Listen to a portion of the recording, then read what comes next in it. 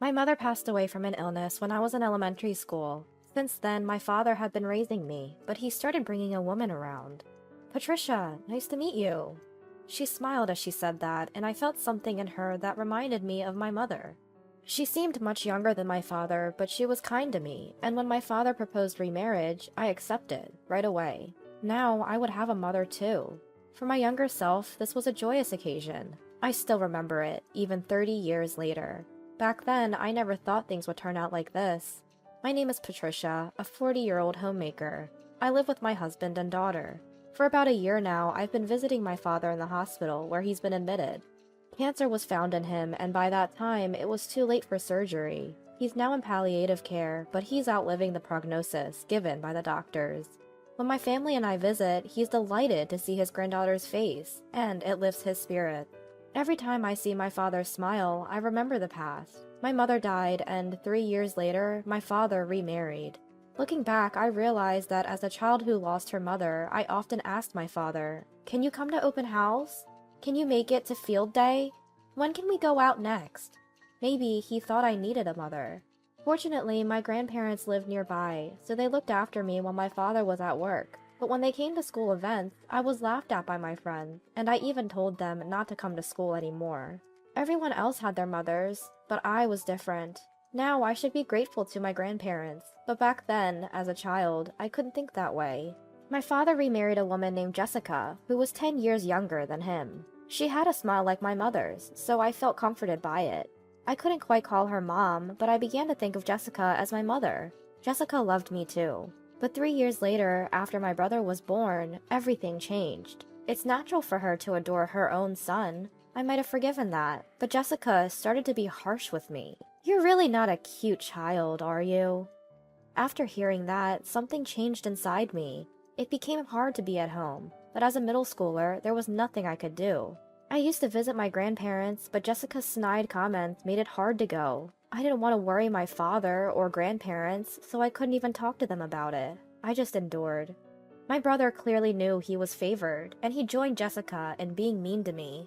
I left home as soon as I graduated from high school, finally escaping Jessica's snide remarks.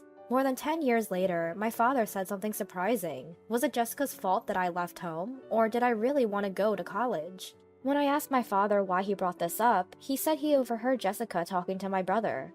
She had said that it would be a waste to pay for my college, so she made sure I didn't go. And she told me to move out and live on my own. And they were laughing about it, parent and child. My father had begun to notice that things might not be going well between Jessica and me, but he never thought that she and my brother had disliked me so much, and for so long. I told him everything honestly. How things were good at first, how she was kind, how it all changed after my brother was born, how I couldn't tell my father or grandparents, and how I never intended to tell my father, since my brother was important to him too. My father apologized to me. However, I'm already out of the house and no longer a child. There's no particular problem even if I'm estranged from my mother-in-law. And so, time passed. When I went to visit my father, I sometimes ran into Jessica and my brother. Something about Jessica seemed off. I overheard her whispering with my brother. "How long will it last? How much inheritance is there?" I couldn't believe they were talking about such things in the hospital. She seems to visit often, perhaps to appear devoted, but the other day she took all the snacks brought as gifts and left right away. Unbelievable. My father sighs at Jessica and my brother's behavior. He told me he wanted to leave me more inheritance and said he would consult a lawyer. I was surprised at first, but apparently since I left home, my father had been treated with disrespect. I wish he had told me sooner, but he didn't want to worry me, he said. Parents and children think alike, don't they? My father's smile as he said this was memorable. One day when I went to visit, my father was out for a test, so I decided to take his laundry home. Jessica and my brother came in. "Oh, here again? Trying to show how much you love Dad to get more inheritance, huh?" Jessica said, laughing. I had a bad feeling, so I said I was going to the restroom, left my things, and exited the room. When I returned about 10 minutes later, Jessica was hurriedly hiding something. I just greeted her and left. A month later, my father passed away suddenly. Time flew by with the wake and funeral. Once everything was over, I went back to my parents' house to sort out my father's belongings. He had asked me to do so while he was alive. Then Jessica came. "Don't take anything valuable." I was stunned by her words. Then she and my brother brought an envelope. "Oh yes, about the inheritance? He said he's not leaving anything for you." "What?" I didn't understand. Inside the envelope was a paper marked as a will. "My daughter, who quickly abandoned her parents' house, has no intention of leaving an inheritance. Instead, I'll leave it to my devoted wife and son," Jessica said. There's no way my father would say that. But indeed, in my father's handwriting, the will stated that the inheritance would go to his wife and son. Aren't wills supposed to be unsealed, only in the presence of a lawyer? I argued with my limited knowledge, and she said this was a copy, and the official document was with the lawyer. Jessica didn't stop. "I'm relieved to have had a hard-working husband. Now my life is secure. I can live a wealthy life with my only son." My brother was smirking along with her. The disappointing daughter must take after her mother, marrying a man with no real income. How pitiful. I was furious at those words. What? What do you know about my mother? And my husband is a much better person than you, and he earns enough to allow me to be a homemaker. I could forgive her talking about me, but I was enraged when she spoke about my mother and husband. However, Jessica was unfazed. "Well, that doesn't matter. Anyway, I've got the inheritance. Just take the worthless things as keepsakes. Now please, leave, stranger." I never thought she could be this kind of person. All she talked about was inheritance and money. I didn't want anything more to do with her. Understood. Jessica smirked at my words and brought out a large travel bag. "Well, we're going on a 3-week vacation. Now that we have the inheritance, we'll have a blast." I was amazed that she could do such a thing right after her husband's death. I left my parents' house, speechless and wondering why my father never divorced such a person. The next day, a man claiming to be a lawyer appeared at my door. He had known my father for a long time and smiled nostalgically at me. That's when I learned a shocking truth. Jessica and my brother had gone on vacation. Apparently, they wouldn't be back for 3 weeks. During that time, I went to my parents' house to sort things out and requested the house be demolished. My father had arranged everything before his death, and the demolition went smoothly. On the day Jessica and my brother returned from vacation, I ambushed them with a lawyer at the site where my parents' house once stood. They screamed. "What is this? What's going on?"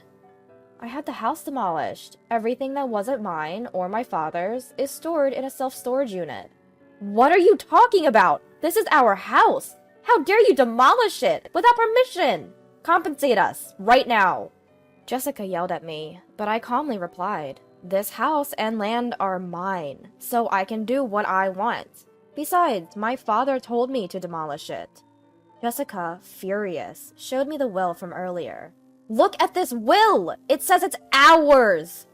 I was amazed at how important the inheritance was to her, that she took the will on vacation. "That will is a fake," I said, and Jessica was furious. "That's impossible! Look! The date and name are written here!" I was astonished at her desperation and retorted, "My father had entrusted the real will to a lawyer, and he had arranged for the inheritance. It states that only part of the savings goes to you two, while the house, land, and other savings go to me. Also, my father had arranged for the demolition of this old house, saying it would be better to sell the land." My father, realizing that Jessica and my brother were only interested in the inheritance, had consulted a lawyer after being hospitalized. Every time Jessica visited the hospital room, she pressured him to write a will, leaving the inheritance only to them. She even said the hospital fees were a waste and that he should die soon. It seems that even my father was furious about this, but if he divorced now, he'd have to divide the property. He thought that if he had to leave his assets to such a wife, he couldn't divorce. Over and over, he was told about the will, and my father said, "I wrote the will in the presence of a lawyer. This is a copy of it," and handed it to Jessica. That seems to be the paper from earlier. It seems that Jessica and my brother are to receive a few $1,000s each, but according to the lawyer, they were together as husband and wife, and he's her real son. There's no love, but there's compassion, so he decided to leave that much. Jessica and my brother were stunned, but I spoke even harsher words. "You're lucky to even get a few $1,000s, but you destroyed the will, didn't you? In that case, you lose all rights to inherit." Then Jessica was visibly shaken. "What are you talking about? That's not true." At that point, I played the voice recorder. It was the voice recorder I had hidden in my belongings when I said I was going to the bathroom, after finding my father was out for a test when I entered his hospital room. The conversation between Jessica and my brother, who came in later, was perfectly recorded. It included the fact that my father was angry at Jessica's attitude and wrote a will leaving everything to me, and that they had destroyed it. The day before, Jessica and my brother had visited, but my father was furious at their usual attitude. In that flow, he called a lawyer to write a will leaving all his inheritance to me, and he had kept the written will. That day, Jessica and my brother came to the hospital room, probably to get forgiveness from my father. But unluckily, it was me in the hospital room, not my father. However, they found the will while I was away and tore it up. With this, the will is invalid. Now all we have to do is make him rewrite it to leave all the inheritance to us. Though it's only a voice, I can picture them grinning. What they hid in a hurry when I returned was the torn up will. "You really are a nasty girl!" I hear the same line after decades, but I'm not a child anymore. I laughed at that. "I don't care. It was my childhood home too, but I'd rather lose it than let you two live there." Then my brother interrupts the conversation. "Hey, Mom, what about the $10,000 you spent on the trip?" Hearing this, Jessica is visibly shaken. Apparently, she thought my father's inheritance was coming and had been spending quite lavishly. I wonder how one can spend $10,000 in just 3 weeks. Jessica suddenly changes her attitude and turns to me for help. "Patricia, we're family, aren't we? You'll share a little with us, right?" "What? What are you thinking? I don't consider you family. Besides, your son is in the prime of his career, so he can pay that amount right away, can't he? Since he's good enough to belittle someone's husband, he'll surely earn it for you, won't he?" I left Jessica and my brother, who were in a state of confusion, and walked away from the scene. Later, I found out that my brother had apparently quit the company he used to work for. He made a mistake at work and didn't like being guided by his boss, so he predicted that he could live without working, now that he had my father's inheritance. And he had been wandering around, without even looking for a new job. It seems he had a hard time finding a place to live, but somehow he rented an old apartment, and the two of them started part-time jobs. I thought it was strange for someone in the prime of their career, almost 30, to be working a part-time job, but he probably couldn't find a new position. Jessica had always been a housewife, so she seems to be struggling with work, but this is the retribution for expecting my father's inheritance. The land where my father's house once stood is now being used as a parking lot, serving the residents. My father would surely be pleased. I'm truly glad I was able to protect my father's legacy.